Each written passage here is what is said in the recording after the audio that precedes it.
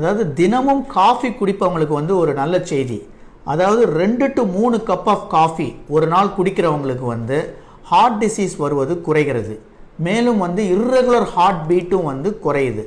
அப்புறம் இல்லாமல் அவங்க வந்து ரொம்ப நாள் உயிர் வாழவும் முடியும்.